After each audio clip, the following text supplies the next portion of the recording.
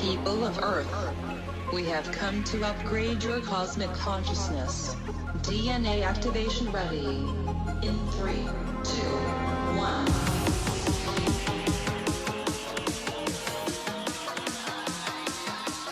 Hi, welcome to Q&A on Breakthrough Leadership. I'm Lou Quinto. And I'm Craig Anderson. The topic that we're going to cover in today's episode is going to be getting things done through other people.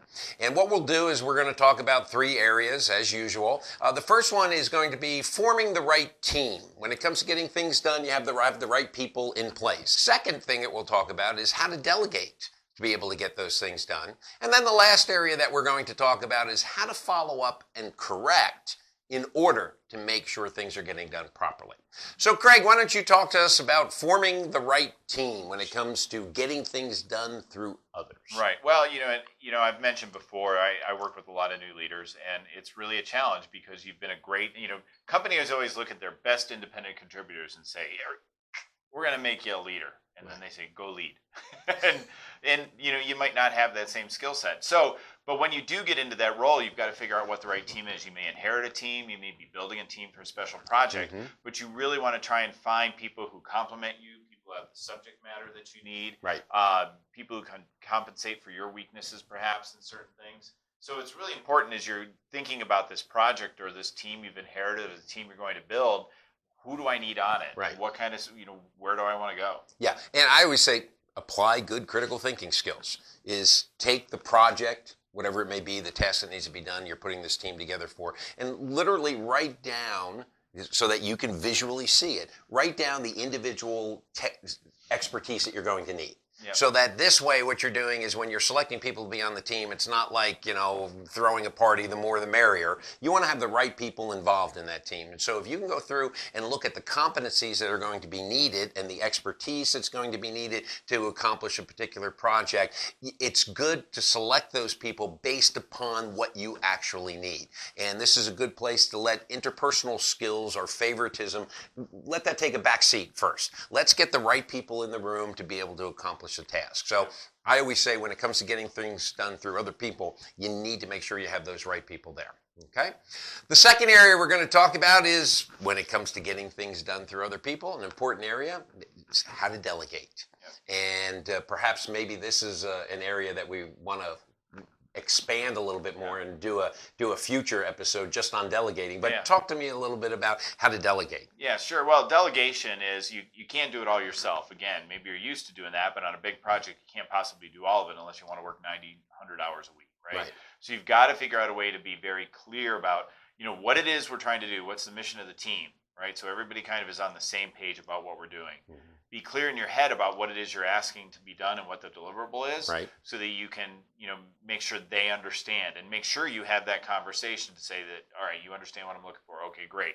And then it's follow up, and you're going to learn over time, is that somebody I have to follow up with and check in on frequently, infrequently, maybe just once, or maybe just at the end of the project. It's going to be your job as the leader of the team to figure out where is everybody at on that spectrum of how often I have to touch base. Yeah, and what you've just described is also a little bit about understanding coaching too, when it comes to delegating. If you've delegated for a reason, perhaps that you want to give someone experience and train them a little bit more, then your delegation of that task may require a lot more time as opposed to giving it to somebody that has the expertise and right off the bat, they know what to do, they're going to get into it and they're going to get it done, and so therefore you don't need that particular time.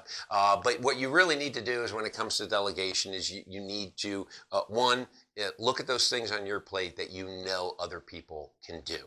And perhaps, again, whether it's for personal development, whether it's because they have the expertise, they have the competencies that are bigger and stronger than yours, feel free to delegate. Most of us, as you said, we don't delegate because we don't want to give things off of our plate for whatever reason possible.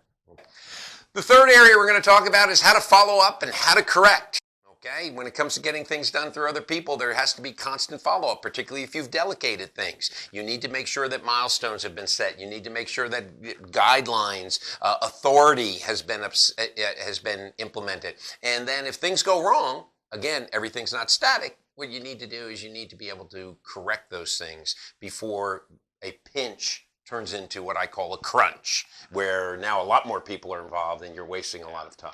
Well, and I think too, it's important to follow up, and when you have a team that you're leading, is having regular check-ins, because sometimes you need to help them kind of get moving faster, but it's also your job as the leader to say what's in your way, right? And is it other people on the team? Are you held up because you need something else from someone else on the team, and it's your job to resolve those differences. Would these happen in status update meetings? They could happen in status update. Perhaps meetings. That's another topic for another time. There status you go. Update meetings. There you go. So, but it's important to make sure you're checking in that they have the support they need, they have the resources they need, and that they're on track and they're on task. So there's a lot of things you could do, and then make the corrections, but also praise the positive, right? Right. Catch people doing things right. Say, hey, that's really great what you're doing, or if you're ahead of schedule, make sure you pay attention to that, because nobody wants the boss or the leader who's only pointing out your flaws, right? So most people already see them and they don't really want to get beat up. Right. But very few people will point out the positives. So that's another key piece in the follow-up. Yeah, and the other thing too is the conversation when it comes to follow-up is don't ask the question, what's going wrong? Or where are our problems? That's not a good way to start this conversation. Going back to what you say is catch people doing things right. Start off the conversation by asking them what's going well, so that this way they start to think in the positive, and so do you. And so that this way, when the problems do come up, you've already uncovered a lot of things that are positive that you can work through with them. So these are some things in that conversation that you need to pay attention to. So, key takeaways, Craig, what do we learn?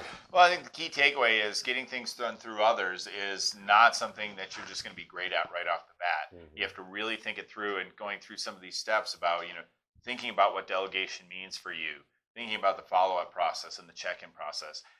This is something, it's a skill that you're going to develop over time, and how you do it the first time you've got a team that you've got to manage is going to be very different as you get better at it over time of how you're going to do it down the road. Right. So realize these are all learning experiences, and pay attention to the details and pay attention to the lessons. Yeah.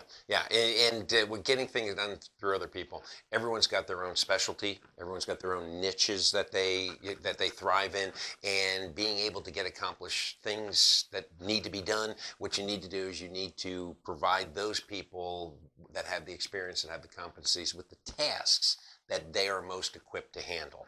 And that is probably one of the most important things in getting things done through other people, is make sure that the right people are in place. And so it goes back to what I said. Don't put together that team for that project and just pulling in friends, because sometimes those friends aren't going to work out. You need to look at the competencies, the expertise that's needed, and you need to match those with those people. And you'll find that you'll get a lot more things done through other people.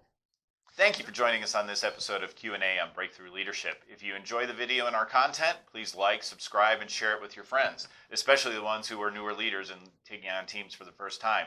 You can check out our video blog on QAleadership.com, or if you'd rather listen to it strictly on the audio version, we're available on all major podcasting platforms if you just search for Q&A on Breakthrough Leadership. So until next time, I'm Craig Anderson. And I'm Lou Quinto.